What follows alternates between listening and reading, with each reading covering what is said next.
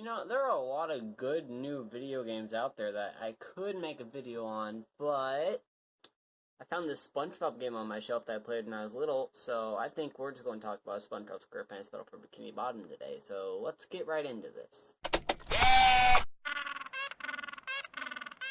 So Battle for Bikini Bottom starts off with SpongeBob and Patrick playing with toy robots at SpongeBob's house. And then SpongeBob says, "Wouldn't it be great if we had real robots to play with, Patrick? I'd name mine Robo Jr. or Zorlon or maybe Frankie."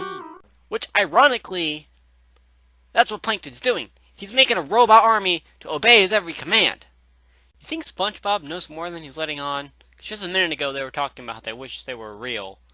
And now they are real, so I don't know, seems kind of suspicious to me. Just saying. Also, if any of you out there are wanting to start your own robot army, just make sure the switch is flipped to obey before you turn it on, or else it won't end well. Actually, even better.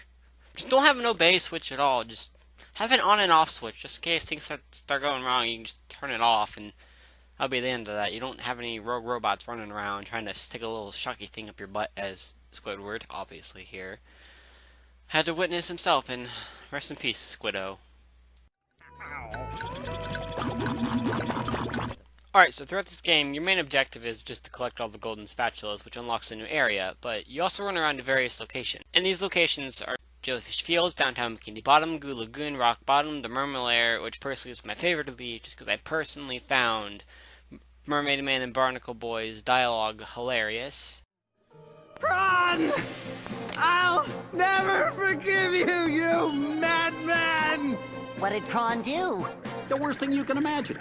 He put all of Mermaid Man's white clothes in the washer with a red sock. Everything I own turned pink! Pink! The Ski Lodge, Kelp Forest, Flying Dutchman's Graveyard, and this really bizarre SpongeBob's Dream level, which is just... It's something else. This game in general is a pretty wacky game, since it's a kid's game and it's based off of SpongeBob, and we all know how SpongeBob is. But I do, however, have one question.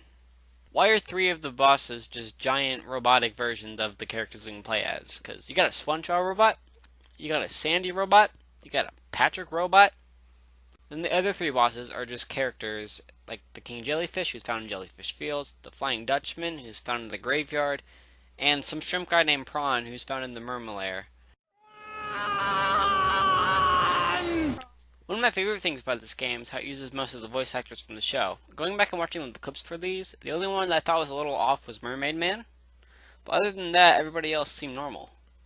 And I really enjoy that about this game. It's just, I don't know, it's just something, if it has the same voice actors, it's just more appealing to me because it actually sounds like them and I feel like it's an actual SpongeBob game. That's really all I got for this. I should mention that there are 3 different versions of this game because there's one for the computer, one for the consoles, and there's one for the Game Boy Advance. The Game Boy Advance one is more like a platformer, and then the computer one is just more like a puzzle game. Well, more like a collection of mini-games than a puzzle game. But you know what I'm saying. If you're more interested in puzzle games or a side-scroller, I'd go for the other ones. But if you want kind of an adventure game with SpongeBob, I'd go for this one. That's all I'm saying. I'm gonna go now. I'll see you all in the next video. Bye-bye!